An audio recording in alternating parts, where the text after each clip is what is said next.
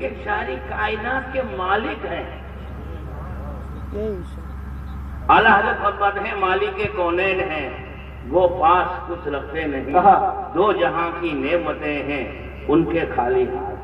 بے شک آئے سرکار کی سننا. میرے سنی جنتی بھائیوں, اب میں سلام کرنے میں سنی جنتی بھائیوں کی گیٹ اس لیے لگاتا ہوں کہ گجرات میں جب میری تقریر ہوتی ہے تو کم سے کم 25-30 ہزار کا مجمع تو ضرور ہوتا ہے, اور اس میں سے ہزاروں کی تعداد میں یہ دیوبندی بہت آتے ہیں, پبلک والے بھی بہت آتے ہیں, اور یہ بولتے ہیں چلو دیکھے تو کوئی اپنا کیا بولتا ہے. اس لیے اب میں عام سلام نہیں کرتا, سلام کرنے میں قید لگا دیتا ہوں میرے سنی جنتی بھائیوں السلام علیکم. حضرت مسکرائے تو میں حضرات بھی کرتا ہوں. آئے سرکار کی بارگاہ میں عرض کرتے ہیں یا رسول اللہ بٹیا کی شادی قریب ہے, کہیں سے انتظام نہیں ہوا, اور اگر سرکار بٹیا کو بغیر خوشبوؤں میں رچائے ودا کروں گا سماج میں بدنامی ہوگی. بٹیا کے سسرال والے دانا دیں گے کہ تیرا باپ کتنا مفلس تھا کہ تجھے دلہن بنا کر رخصت کیا لیکن خوشبو نہیں ڈال سکا, سرکار کچھ عطا کر دو. تب حضور نے یہ نہیں فرمایا شرک کر رہا ہے. کیا کر رہا ہے؟ ان کو شرک بولتے بھی نہیں آتا, یہ لوگ شرک کو شرک بولتے ہیں, برون نے شرک, اور بدعت کو یہ لوگ بولتے ہیں بدعت. ہم کہتے ہیں واہرے تیری جہالت کی شدت. سرکار نے فرمایا جا ایک کھلے منہ کی شیشی اور درخت کی ٹہنی لے کر آ. وہ صحابی رسول بھاگے ہوئے گئے, ایک کھلے منہ کی شیشی اور درخت کی ٹہنی لے کر سرکار کی بارگاہ میں حاضر ہوئے. دوپہر کا وقت تھا, کڑاکے کی دھوپ گر رہی تھی, اور جس میں اقدس سے بے تحاشا پسینہ بہ رہا تھا. سرکار نے جبین اقدس سے پسینہ پہنچا شیشی میں ڈالا, مقدس کلائیوں کا پسینہ پہنچا شیشی میں ڈالا, پوری شیشی اپنے مقدس پسینے سے بھر کر اس صحابی کو عطا فرما دی, اور فرمایا جا اپنی بٹیا کو یہی لگا دے. سبحان اللہ سبحان اللہ. وہ صحابی رسول اپنی بیٹی کی قسمت پہ ناز کرتے ہوئے جا رہے تھے.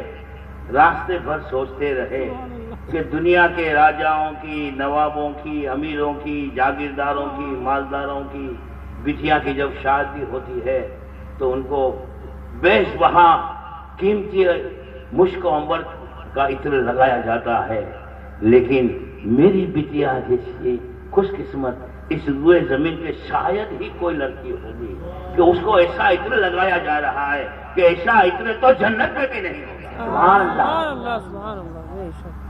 خیر وہ گئے. اب غور سے سننا میرے سنی جنتی بھائیوں, درخت کی ٹہنی سے اپنی بٹیا کو عطر لگا دیا, ایسی خوشبو پھیلی کہ پورا مدینہ مہک اٹھا. سبحان اللہ سبحان اللہ. کس کا پسینہ تھا؟ اس کا پسینہ تھا کہ جن کے پسینہ اقدس کے صدقے میں مشک و عنبر کو خوشبو عنایت ہوئی. اور صحابہ کرام آپ حدیث کی کتابوں کا غور مطالعہ فرمائیں. ابھی ہمارے بیٹا کیا نام ہے تمہارا؟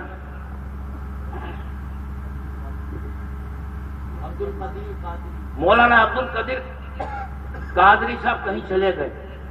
ہم کرنل گنج میں ڈھونڈنے گئے. ان کو پوچھا مولانا عبد القادر قادری کو دیکھا؟ تو کہاں دیکھو مولانا ادھر گئے. ادھر کے نظر نہیں آیا تو وہاں کسی شخص کو پوچھا مولانا کو دیکھا؟ تو پوچھتے پوچھتے جاتے تھے. صحابہ کرام جب سرکار کو ڈھونڈتے تھے تو کسی کو پوچھتے نہیں تھے.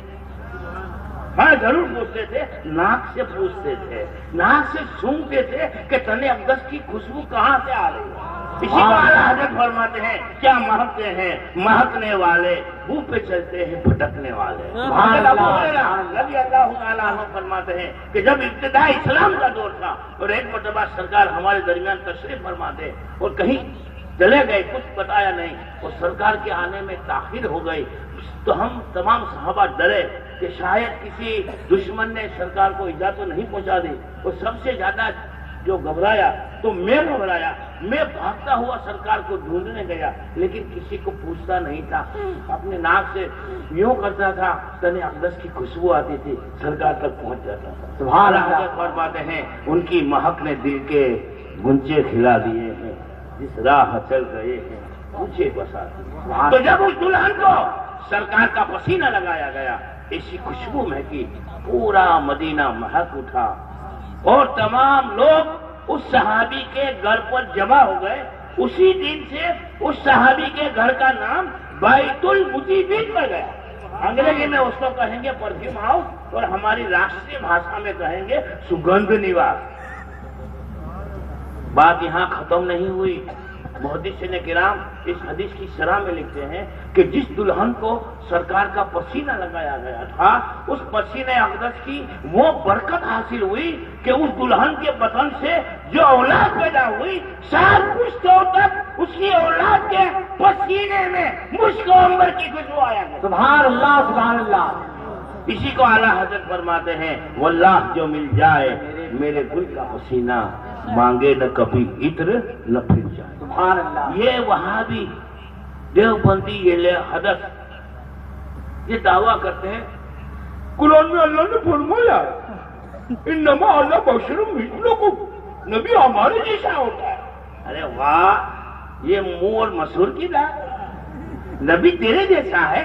تو ذرا ایک تجربہ کرتے ہیں، نبی کا جو پسینہ تھا اس کی تو روایت ابھی آپ نے سماعت فرمائی۔ ذرا جناب ایک کام کرنا، دوپہر کو جب آفتاب اس آسمان میں آ گیا ہو، کڑاکے کی دھوپ گر رہی ہو، 1 گھنٹہ دھوپ میں کھڑے ہو جانا، اور جب بالکل پسینے سے سرابور ہو جائے، کرتے کا اوپر کا بٹن کھول کر اپنا ہاتھ بغل میں خوب گھسنا اور اپنی بیوی کے ناک میں رکھنا، بے ہوش نہ ہو جائے کر جوتا مارنا۔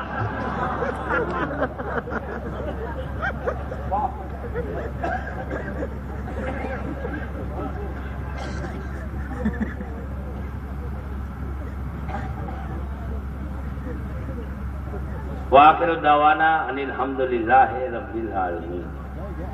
ہماری تقریر مولانا اسٹائل میں تھی، وہ ختم ہو گئی، لیکن صلاۃ والسلام پڑھنے میں آپ کو انتظار نہیں بلکہ بہت انتظار کرنا پڑے گا۔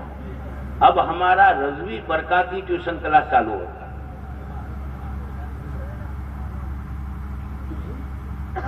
میرے سنی جنتی بھائیوں، ہم ہماری قسمت پر جتنا ناز کریں وہ کم ہے، کہ اللہ تعالیٰ نے ہمیں ایسا رہبر